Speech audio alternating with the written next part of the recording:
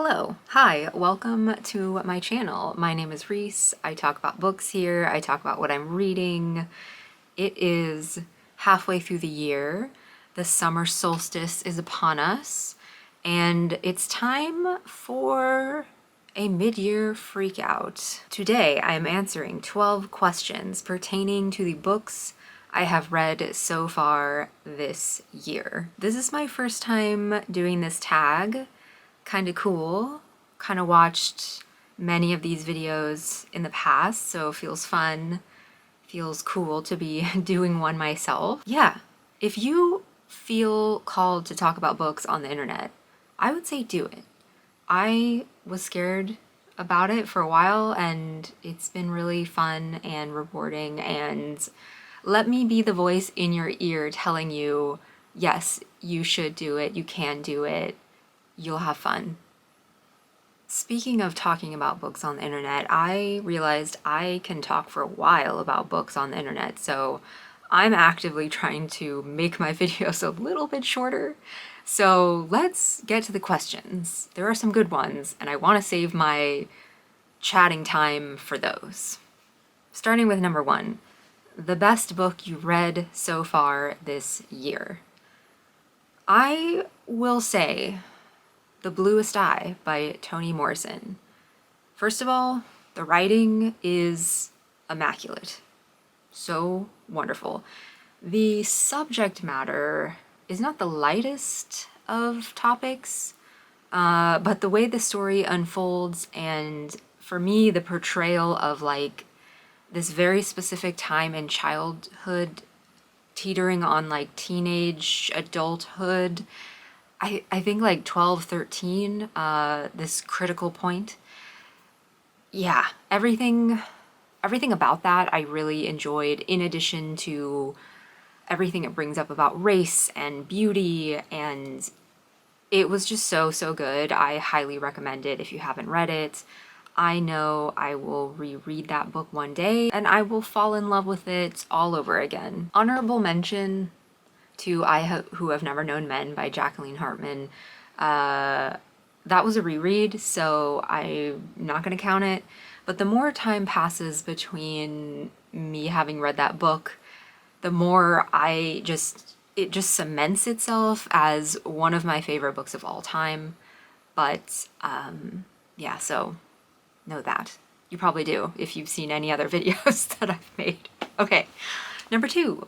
Best sequel or series continuation you have read so far this year. I have not read a sequel this year. I don't really read a lot of series or sequels, so I don't have an answer for that question. Number 3. New release you haven't read yet but want to.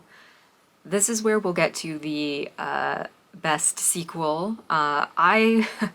I would like to read On the Calculation of Volume Book 2 by Solveig Bale. I think I said that right. So I've read the first book of this series in May, and I enjoyed it quite a bit. I talked about it in my May wrap-up. Lots of good things, quietly weird and dystopian, something I love, a favorite genre of mine. And yeah, I will, haven't read it yet, but I'm assuming this would have been my answer to the previous question if I had read it. Question 4, most anticipated release for the second half of 2025. Also, in my May wrap-up video, I mentioned I'm excited for Orlando by Jacqueline Hartman, which I think is a re-release that's maybe coming out later this year. I should have probably looked that up better. Yeah, I think it's a re-release. But anyways, excited to pick that up regardless. It's a new release to me, because I can't find it at my library or anywhere. Other than that, I couldn't think of anything. So I did a little bit of research, and I discovered a book titled An Oral History of Atlantis Stories by the author Ed Park, who is a new to me author. In this book, he brings a genre-bending polyphonic style to a collection of stories about modern life and all its perfectly mundane strangeness, which mundane strangeness, quietly weird, dystopian, love all of those things. It sounds so intriguing to me. I'm curious. I'm gonna check that one out. As I mentioned, I had never heard of him before, but I discovered he has an earlier book titled Personal Days, the description of which reads, rich with Orwellian doublespeak, filled with sabotage and romance, this astonishing literary debut is at once a comic delight and a narrative tour de force. It's a novel for anyone who has worked in an office and wondered, where does the time go? Where does the life go? And whose banana is in the fridge? You know I love a workplace satire. And then also, as I was doing research, I discovered that a follow-up to Bunny by Mona Awad is going to be released in September.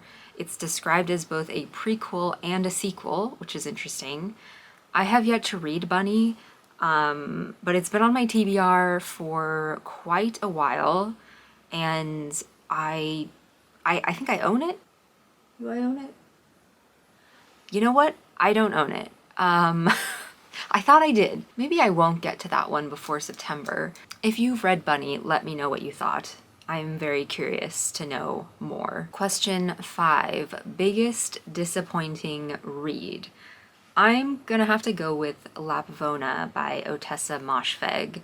I didn't dislike it necessarily, but I went in with like way too high hopes, I think. And so while it was appropriately weird and it did draw me into this world, I feel like it meandered a little bit too much. Now that some time has passed since I read it, which I think was in April, it really feels like two separate stories. Maybe I mentioned that in my wrap-up video when I talked about this.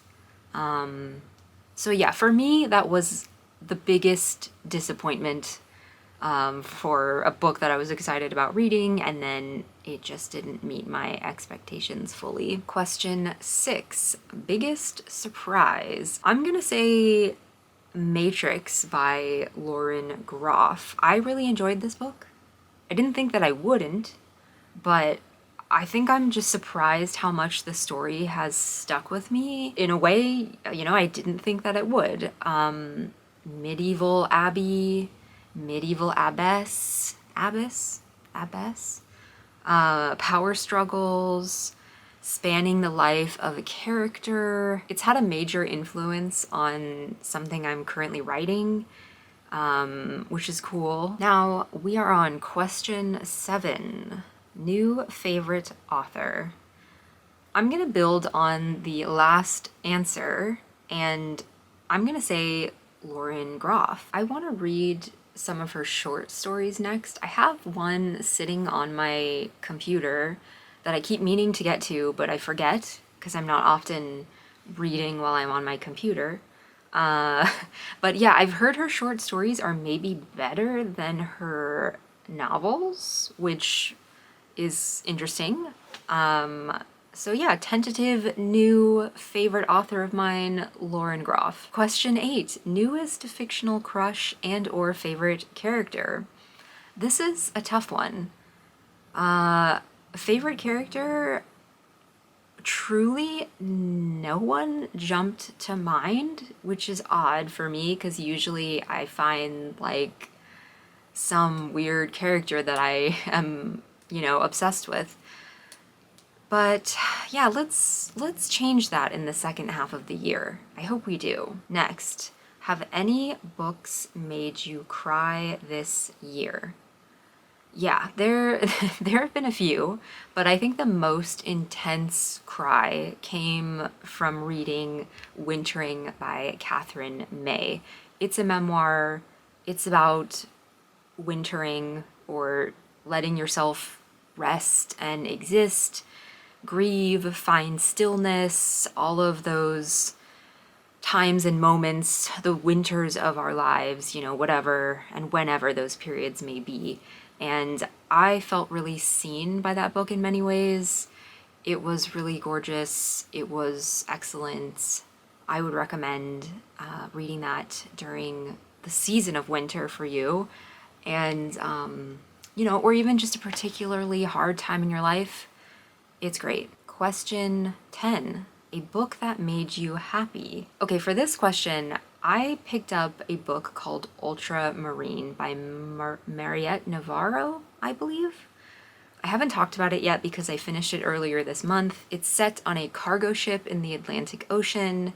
It was written while the author was doing an artist's residency on a cargo ship, and that is my dream. Yeah, so the book is very weird, very atmospheric. I'll share more thoughts of more of a review on it later, but yeah, the day I stumbled upon this book at a bookstore and I read about how it was written, it was just such a magical experience because that is something that I want to do. And yeah, I had like chills, you know? It was great. And so we'll say, you know, best non-reading book experience I've had in a while. Question 11, most beautiful book you bought this year.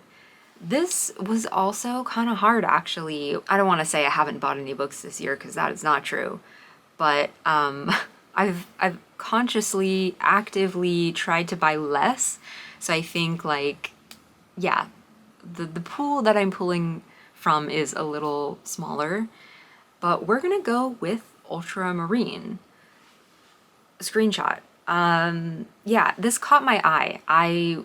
It was on like a wall of recommended books, and out of all of them, I don't want to say minimal because it's not like minimal, but yeah, the cover caught my eye, and then I went closer and I really enjoyed the illustration of the ship and the depiction of the water and the illustration of uneasiness that you get in this book, which I didn't know at the time, but now having read it, yes, it's a good cover.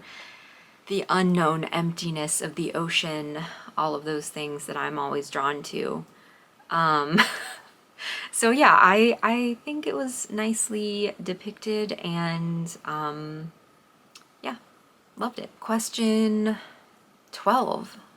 Okay, last question. Wow. What books do you really need to read by the end of this year? So I've talked about how I have yet to read anything by Ocean Vuong or Sheila Heti, and they are two authors. Two of their books are on my summer TBR. The other author I feel like I need to read because everybody talks about how fantastic her writing is Han Kang. I own The Vegetarian. It's sitting on my shelves. Her latest book, I forget the name, screenshot here, has been received so much great praise this year from people. So yeah, I'm gonna go with those 3 books / those 3 authors because they are all new to me authors. And yeah, I think I might actually pick up Pure Color next. We'll see. And that wraps up my mid-year freakout tag video. Not too much freaking out, only just a little. I mean, internally I'm freaking out because we're halfway through the year and I feel like I haven't read as much as I wanted to, as I set out to, but that's okay. Please leave any answers to any of these questions. I wrote them all in the description. I want to know, you know, what your first half of the year reading has looked like, how it's been going upon this larger reflection. Hope it is a great day for you. Hope you've got a 5-star read queued up on your nightstand, on your desk, wherever you keep the books you're about to read. Thank you so much for watching. I will see you in the next video. Bye!